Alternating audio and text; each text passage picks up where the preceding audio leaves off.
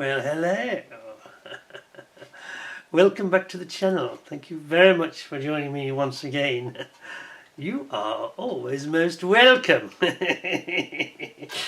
Now then, today, very much in the style of the late great Terry Thomas, an absolute rotten scoundrel. We're going to decide whether you are a cad, also a cad modeler. Cad, what am I talking about? C-A-D, yes, cad. A cheater and deceiver. Are you the sort of modeler who does things for themselves? Or do you get others to do it for you? No, I don't mean like Brett Green, who gets Chris Warchop to do his painting for him. Oh, I think I might get sued for that. Sorry. I was just thinking aloud. Anyway, let us have a talk about this today. I shall drop the Terry Thomas accent for a moment or two anyway, and we'll have a serious talk about it. You absolute bounder. So, what we're really going to talk about is, do you use Aftermarket as a substitute for doing the work yourself?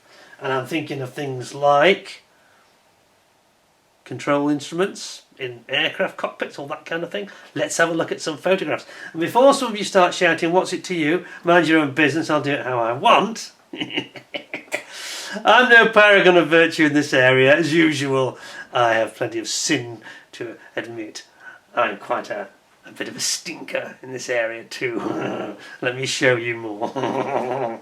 I'll zoom you in and you can have a look at some of my not so finest work.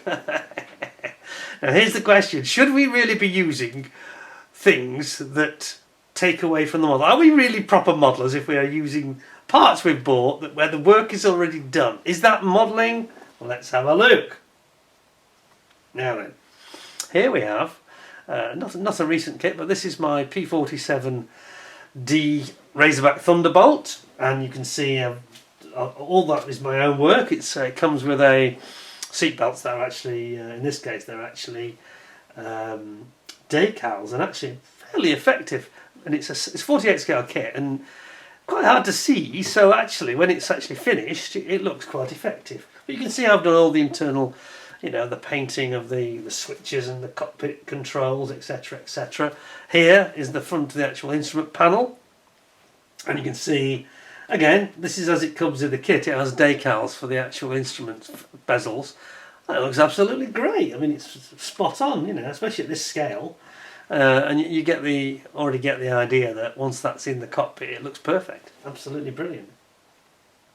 Now, here's another one. And this again, in this case, it is the 32nd scale Spitfire from Tamiya.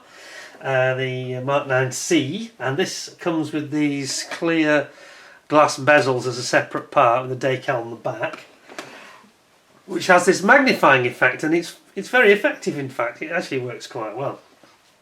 So this is another one that's out of the box, no extras, no cheating as such, all been done. I've done all this painting here by hand of the circles around the bezels, the little dials, as it were. And this is, you can see, this is when I was, oops, come back a bit.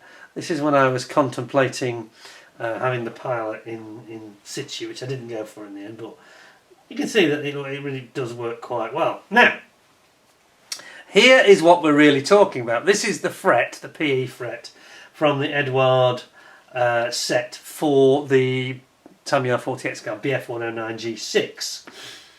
And in fairness, this is one of the better ones. Now, one of the things I'm going to talk about today, one of the reasons I'm bringing this up is that I am starting, I've said this recently and I think once before, but I'm starting to recently feel that they are not adding anything and they are creating extra work and don't always look any better than doing it yourself or using what's provided in the kit.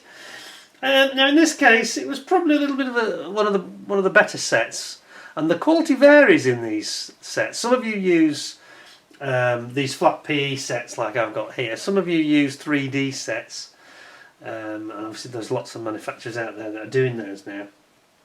But you can see here that, yes, okay, we've got, especially when they've got this this overlapping set, they work very well because they give a bit of three-dimensional quality, which is what's lacking on some of the Edward sets. But when it's actually in place on the aircraft, you can see this is the effect when it's been put on the instruments. It does look very good, this one. This is actually one of the better ones, I thought. You can see there, that's kind of the final, sort of final impression you get. And it looks great, you know, it looks great. But they don't all look as good. Now this is the, going back again, this is now the 48 scale Tamiya Spitfire Mark 1 without any PE. This is actually as it comes in the kit. And it works just as well. You can see, you can just about see there. It doesn't, it's no less good for the fact that it hasn't had a PE set adding, and it, you know, without the extra cost. So that looks absolutely fine. Now here, this is the Zero, is it? Is that the Zero? Or is that the... Do you know what? I can't remember which kit it's from. Let me just check this. 2021. So that's going to be... It's the Zero, isn't it? It's got to be the Zero, I think. Is it? I can't remember which kit that's from.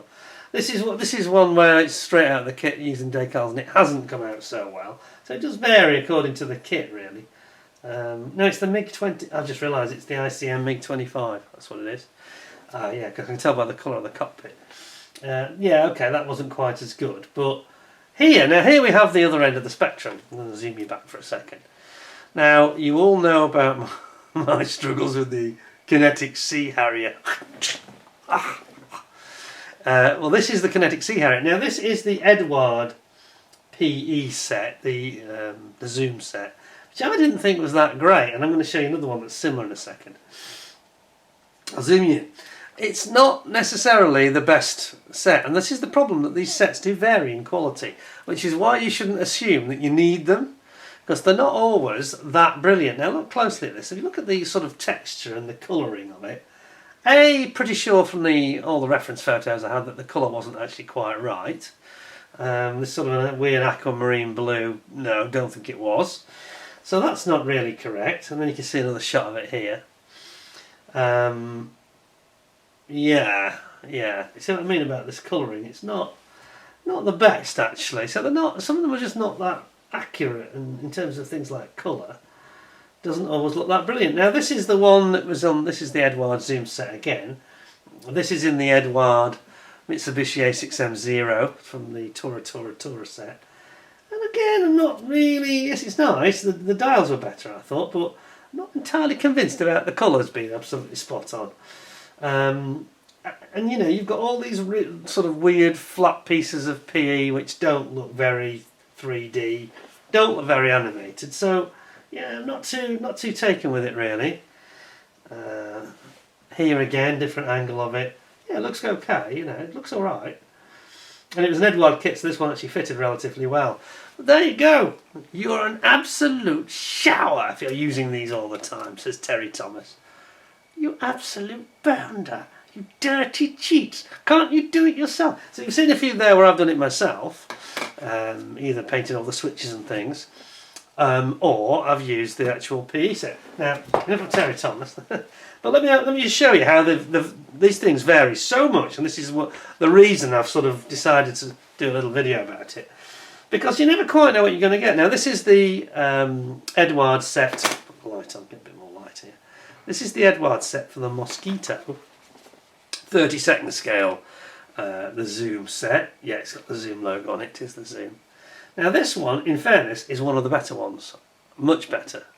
It's got the right colours. Looks a lot more accurate. Try and get a bit closer for the camera. Here we go. There we are. I think I did show this once before. You got the radio set there. Yes, they've done that very, very well, in fairness.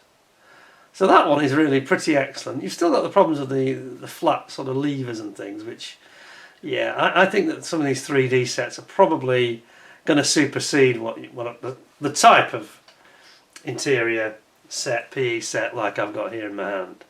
I think the days are numbered, really. And so that's a good one. That's the 32nd scale Mosquito. But let me just show you also on my desk here. I've got the this is the set again from Edward for the Revell. This is another zoom set, and it's for the Revell 48 scale Tornado GR4. Now, I'm right, aren't I? Yeah, GR4 interior, yes I am, you see it there. It's writ large. Now this is not as good again. This is where we've got some weird colours and the printing's not that brilliant. I'm not sure if I'm getting this on the camera. The printing isn't all that great, if we're really honest about it. And again, I'm not sure that that's the best quality that it could be. I'm not having to go at Edward here. It's not particularly about who's made it. It's just a bit of a trend in the industry where, yeah, they're a bit meh, aren't they? You know, they're not that distinct.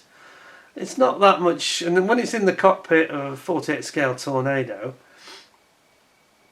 I'm really not sure you're going to tell a difference, old chap. You absolute swine. Why can't you just paint it yourself and do it yourself? Is it worth it though? These things are costing £10–12 a pack, you know. I mentioned on that Tornado that I've got all sorts of aftermarket in that. It gets out of hand, doesn't it? Are they that much better? I don't think they are. I think I showed in those photographs. There's nothing to choose between them really, in terms of, you know. I think it's the printing that lets them down. I think it's not so much the design. It's a combination of the printing, some of the sort of areas of blank instrument are very mottled looking, don't look realistic, and this lack of 3D element to it. So I've got to be honest, and I'm not saying this because these happen to be Edward I've got here. I just think that, same with some of the kit provided ones, I think that PE for instrument pals has kind of had its day. And I'm going right off these pre-printed ones. As I say, the Mosquito one there, that's okay. But a lot of the others, like the Tornado, like the Harrier, RAF, you know, Cold War jets, they're not great, these aftermarket sets. So I would certainly be thinking, if I were you, of looking elsewhere, looking at maybe 3D, is it Red Fox and people like that? There's all sorts of people doing them now, aren't there? And Phase Hanger and people like that, you know. I don't think that it's the panacea it once was, and it comes back to this thing about people were talking in a couple of forums I was watching a few weeks ago, and they're talking about the new AK paint pens, and it's another corner cutting. How many corners do you want to cut, really? I mean, I'm not one of these who's, despite me making this video, I haven't really got a horse in this race. I've got to be honest.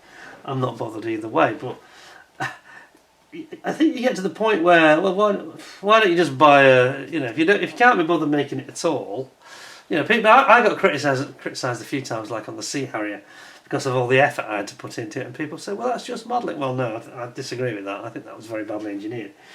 But when you get to all this stuff and you're throwing all this onto it, you know, some of those same people who say, well, that's just modelling, and you know, putting in all that extra effort and rescribing and sanding and all the rest of it. That's just being a proper modeller, these voices say. Well, if you're going to be a proper modeller, the same voices who say that are the same people that are buying sets from, you know, some of these different people like Quintus Studios and Red Dog, and just putting complete new interiors in, not really necessary, just to cut maybe a little bit of time. I don't know if it does really, because the problem is sometimes you have to make modifications to make them fit anyway, as I've said before.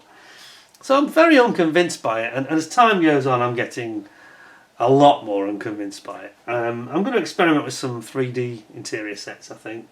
Might do a video about that. But I think you've got to decide, do you know, isn't that part of the fun, doing things like the interior, the instruments and the cockpit? I've done some, you've seen some of those of mine, they're just a very small handful. There's lots of others I could have shown you pictures of, but that's part of the fun, really. That's the thing, that when you sort of shine a light in, you say to, you've got friends around or something, you shine a light in the cockpit, say, look at the cockpit, and they go, oh, wow, you've done all the switches. Now, in some of those I can say, yes, I did do them all. And in some of them, I can't, and I have to say, well, I didn't actually do that. That was a pre-printed sheet. And people look at you as if to say, you absolute rotter, you bloody scoundrel.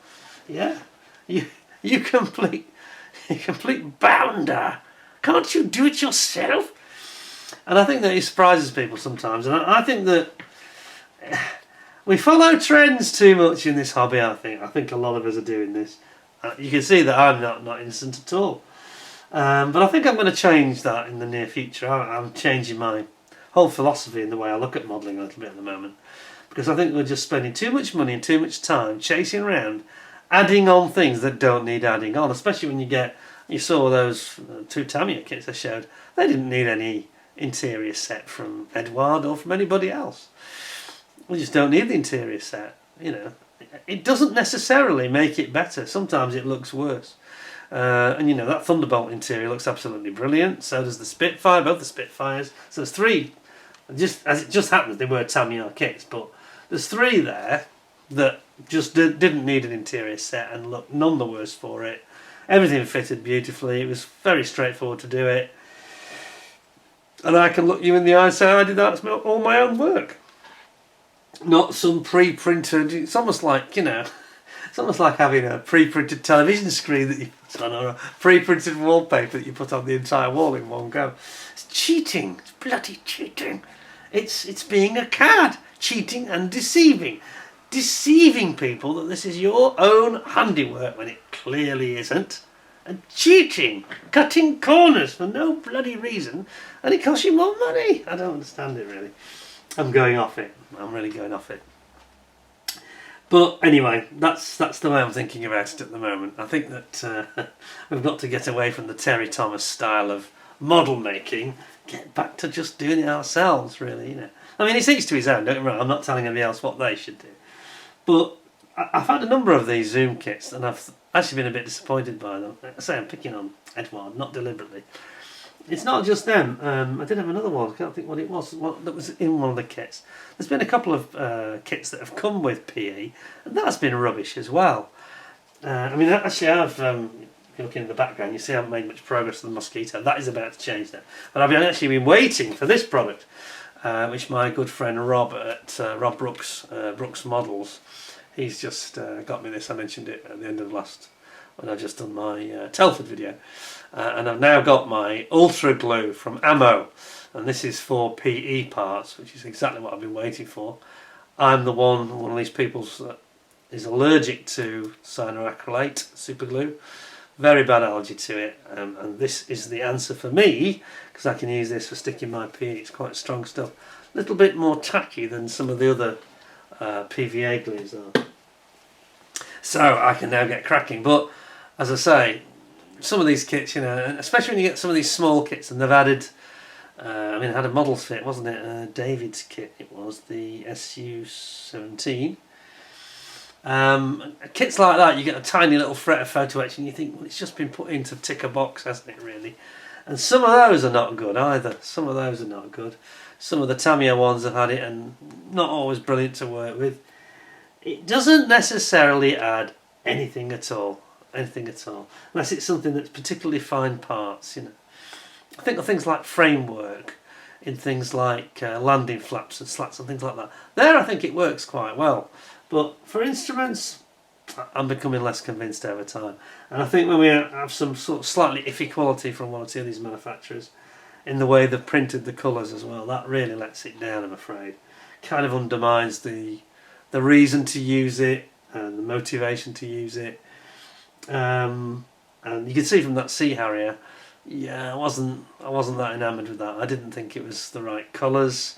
Don't think the print quality was that brilliant, you know. So there we go. So stop being a dirty, rotten scoundrel, as Terry Thomas would say. Yeah, stop being a complete cheating and deceiving, a cad. Stop being a cad. Stop being a swine and a stinker. And get on with it and do your own work and don't get somebody else to do it for you. I mean, it's almost getting to the point where people are buying so much aftermarket that they're not really building much of the kit anymore. And I do find it funny when the people that shout the loudest saying, oh, we're not proper modelers if we don't have a massive fight with getting the basic kit together, and then spend half the build adding stuff that's all pre-made. That doesn't make any sense to me at all. I'd rather put together a kit that is well engineered and that's more enjoyable to actually assemble all the parts than add on pre-finished stuff, which sometimes kind of gets in the way of the build sequence as well, which is one of the problems I've been having with this Mosquito, actually.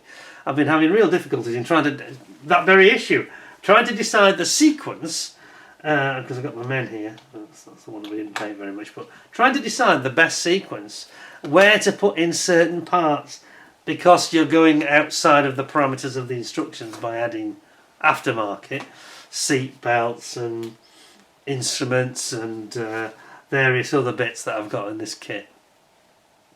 And all it does is complicate things and slow you down. Now I've been appalling, haven't I? Because I've been at it now for how many months is it? 9 months or something? Ridiculous. But anyway, I'm going to be cracking on with this now. We're in peak modelling season for me, so I'm going to really focus on this going forward. But yeah, but it has really made me sit and think about how we go about it. Instead of cheating and deceiving people and ourselves that we made this kit ourselves, when we've only probably made about 2/3 of it, if that. I think that from now on I'm going to be very, very... I don't mind adding aftermarket if it... Things like masks sometimes can be helpful, but a lot of this aftermarket, you end up looking at the original parts, and if you paint them nicely, you could actually do a back-to-back comparison. There's no benefit with a lot of it. You look at it and think, well, that wasn't worth it. You know, I don't know why I bothered really, because... And I'm starting to feel that with some of the parts in the Mosquito, as I mentioned, things like the radar screen, you know. I mean, here's one where I actually did this. I think I've shown this once before, but this is a combo where I've actually combined... It's actually a combo of aftermarket, the kit parts, and some scratch-built parts. This is the one part where perhaps it did need a little bit extra. And I've given it a bit more of a three-dimensional look by combining... I've got the Doppler blip on the radar. This is actually the... I forgot the name of it. What's it called? Plum, plum, plum, plum. It's gone. I did talk about this before.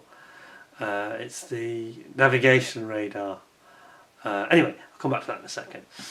But you can see I did the knob slightly differently from the... It looked a bit one-dimensional, and the Edward provided thing was like several little circles, and it just looked ridiculous. That was not good. Classic example of where it doesn't seem to work at all. So no, sometimes you've got to use your own perhaps initiative, a bit of ingenuity. And there I've used a combo, but again I could have used... With this kit, I could have used it straight out of the box. It would have been absolutely fine, I've got to be honest. Just bear with me 1 second, because I do want to just check what I'm talking about. If I can find the instructions. Where have they gone? Instructions have gone walkabout. G, I remember. It's G radar. It's the navigational radar, G-E-E.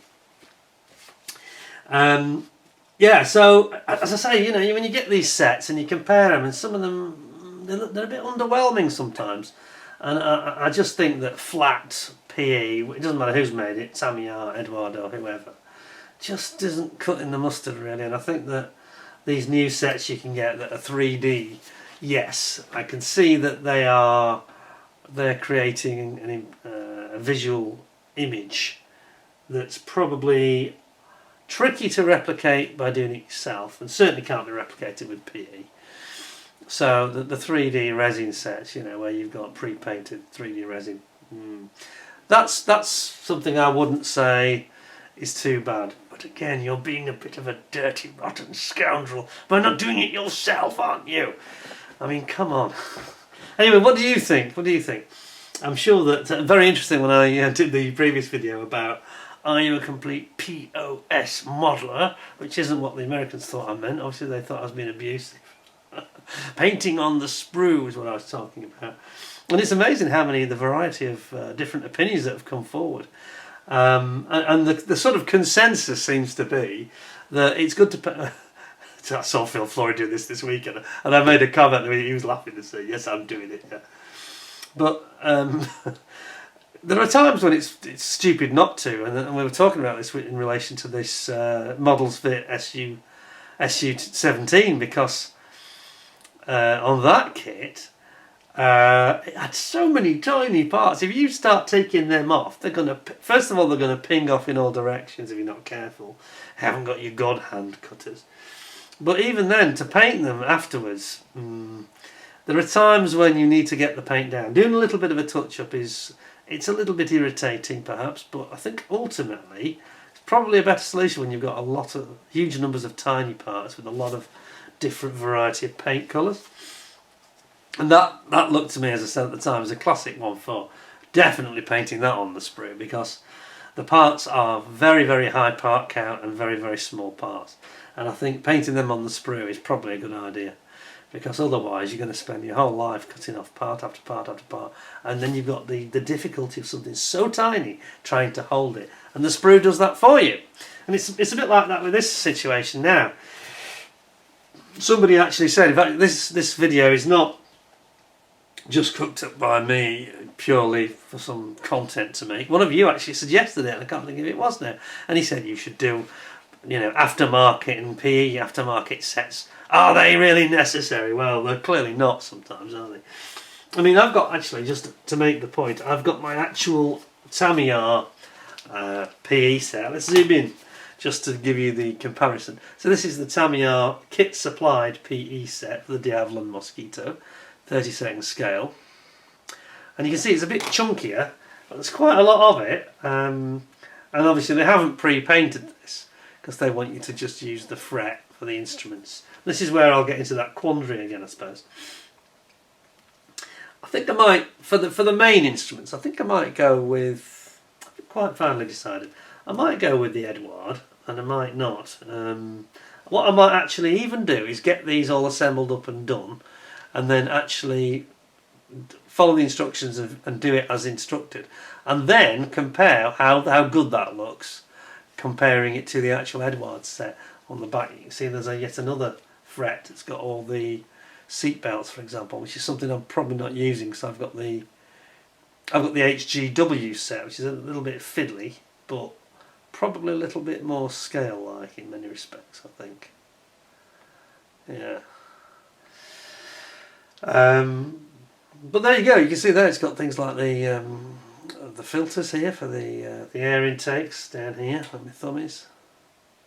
Air intake filters. So there's quite a lot. Are we getting that? There we go. So there you go. You can tell that it's there's quite a lot of options, and the fact that some of the kit manufacturers, including PE, I'm kind of hoping to move away from that a bit more now, because in this Mosquito, it's sort of when it hit a bit of a peak, and there's a lot. That's a lot of PE actually for a Tamiya kit to have included that much, So let's hope that they perhaps think of different ways of doing that. Maybe they'll go to 3D or something in the future. Anyway, food for thought. So, are you a dirty swine who cheats? Yes, getting Edward or whoever, one of these 3D companies to print you a printed 3D resin set instead of doing it yourself? At the end of the day, of course, the choice is our own, isn't it? But I think that it's again, lots of money. Money's getting tight for a lot of people.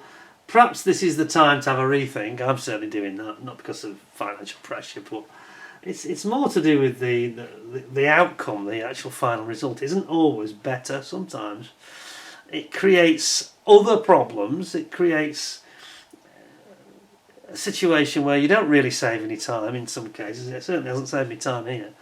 And you end up going down a rabbit hole with it and chasing the fact that then you're not happy perhaps with the colour, and you're thinking, well, I wish I hadn't done this. I should have just done my own painting, because then you're in control of it. So don't be too. My advice would be, don't be too tempted to go down chasing after quick fixes, whether it's paint pens or PE. Quite frankly, do it yourself and don't be such a bounder. As the late great Mr. Terry Thomas would say, oh, don't be such a rat. Anyway, what do you think? Let me know in the comments what your opinions on this subject are. Do you think do you think that PE's had its day? I feel it has, really. I think that flat stamped metal, a lot of people seem to be getting a bit fed up with it now. As I say, I need special glue for it, and I just feel it's becoming more trouble than it's worth, really. So I'm looking at alternative solutions, either using what's in the kit when it's high quality, and if it's not so high quality, perhaps look at the 3D route, because technology is advancing all the time, and new solutions come up, and it's kind of feeling like, to me, photo-etched I think has had its day, really. That's my opinion anyway. Hope you enjoyed the show. Please let me know your thoughts. I'm always very interested to read them. I do enjoy reading the comments and what your experiences are. Hope you'll give us a like, give us a thumbs up. Don't forget to like, share and subscribe. And until we meet again, thank you very much for watching. Got some nice interesting kits coming from ICM to review for you soon. So watch this space. No news on my car problem yet. Those of you that watched the Honda story, which I'm still very frustrated about.